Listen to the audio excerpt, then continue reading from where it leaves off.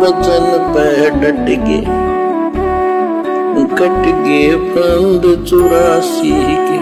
इसलिए आज हम पूज्य गुरुदेव भगवान के कर कमलों द्वारा लिखित पवित्र ग्रंथ कबीर सागर के सरलार्थ को पढ़ेंगे भी, और जहां जहां परमात्मा दया बख्शेंगे, जो गूढ़ रहस्य परमेश्वर ने इस ग्रंथ में छुपा रखे हैं, एक सच्चा भगत कैसा होना चाहिए, सच्चे भगत के अंदर क्या लक्षण होने चाहिए, नाम उपदेश लेने के बाद में गुरु के प्रति भगत के कैसे भाव होने चाहिए, भगत और जगत का किस प्रकार से अलग आचार विचार व्यवहार रहन सहन बोलचाल होनी चाहिए, बहुत सारी बातें हमें इस पवित्र ग्रंथ में देखने को मिलेंगी। तो भाई और बहनों, अविलंब अब हम इस पवित्र ग्रंथ के ऊपर, जो कि सतगुरु रामपाल जी परमेश्वर जी ने अपने कर कमल से लिखा है, अब हम इसका अध्ययन करेंगे। बहुत ही सरल तरीके से सतगुरु रामपाल जी परमेश्वर जी ने इसको अनुवादित किया है, सरलार्थ किया है।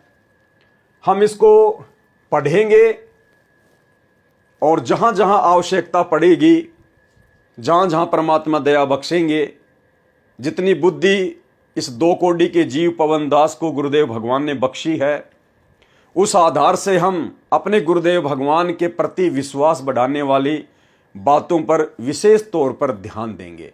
तो आप सभी भाई बहनों ने परमेश्वर की जो वाणियां हैं, जो साखियां हैं, जो चौपाइयां हैं, पद्य भाग में जहां जहां भी साखियां लिखी हुई हैं, उनको पढ़ने मात्र से, सुनने मात्र से हम लोग पुण्य के भागी बनते हैं। और जब बात आती है सच्चे सतगुरु के द्वारा लिखा गया ग्रंथ, तो भाई और बहनों, हर प्रकार से हमारी 5 उंगलियां घी में ही रहेंगी।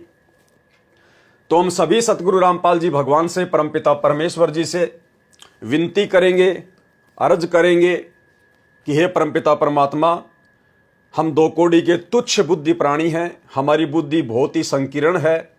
हे परमेश्वर, आपका ज्ञान अथाह है, सागर है परमात्मा। हम नीचों पर दया बख्शना परमपिता परमेश्वर, ताकि हम आपके द्वारा अनुवादित और लिखित इस सदग्रंथ को समझ सकें। और परमेश्वर, आपने जहां जहां इसमें हमारी भक्ति को बढ़ाने वाली बातें लिखी हुई है, हमारे विश्वास को बढ़ाने वाली बातें लिखी हुई है, ये परमेश्वर, हम उन तमाम बातों को पढ़कर, देखकर, सुनकर अपने जीवन में लागू कर सकें, अमल कर सकें। हमें इतनी सद्बुद्धि देना, इतनी शक्ति देना परमेश्वर। भूमिका। कबीर दंडवत गोविंद गुरु बंधु अविजन सोए, पहले बहे प्रणाम तिन नमो जो आगे होए।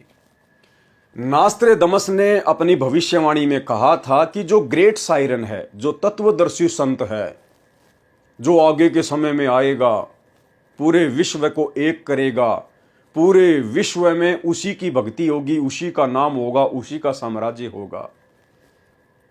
उसने कहा था कि वो गुरु को आधार बनाकर भक्ति करवाएगा, वो गुरु को सर्वोच्च स्थान पर रखेगा, गुरु को ही मुख्य मानकर वो भक्ति करवाएगा।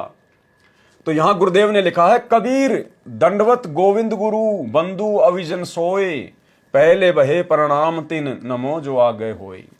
गोविंद गुरु, गोविंद गुरु का मतलब क्या बताया? गुरु भगवान। गोविंद यानी भगवान और गुरु यानी गुरु भगवान। कि सबसे पहले मैं अपने गुरु भगवान को दंडवत प्रणाम करता हूं, उसके बाद में जितने भी महापुरुष पहले हुए हैं उन सबको मेरा नमस्कार, मेरा नमन।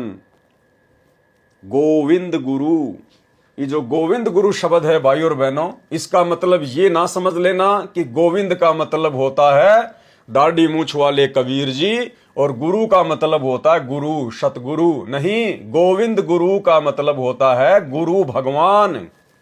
एक छोटा सा सत्संग सतगुरु रामपाल जी परमेश्वर जी के मुख कमल से कि गोविंद गुरु का मतलब क्या होता है, सुनिए।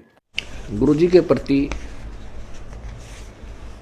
गुरु की महिमा आप प्रतिदिन पढ़ते हो नित्य नियम में, लेकिन आप पढ़ते हो उसके ऊपर विवेचन नहीं करते। आप प्रतिदिन क्या सुनते और पढ़ते हो कबीर दंडवत गोविंद गुरु बंधु अविजन सोए, पहले बहे प्रणाम तेन नमो जो आगे होए। कबीर दंडवत गोविंद गुरु, गोविंद गुरु माने गुरु भगवान को नमस्कार करूं। दंडवत गोविंद गुरु, गुरु भगवान, गोविंद माने भगवान, गुरु मीन गुरु, गुरु भगवान को दंडवत प्रणाम करूं। और बंधु अविजन सोए, पहले भय प्रणाम ते नमो जो आगे होए। ऐसे महापुरुष गुरुदेव के तुल्य आगे और पीछे जो भी आए हैं उन संतों को नमस्कार है।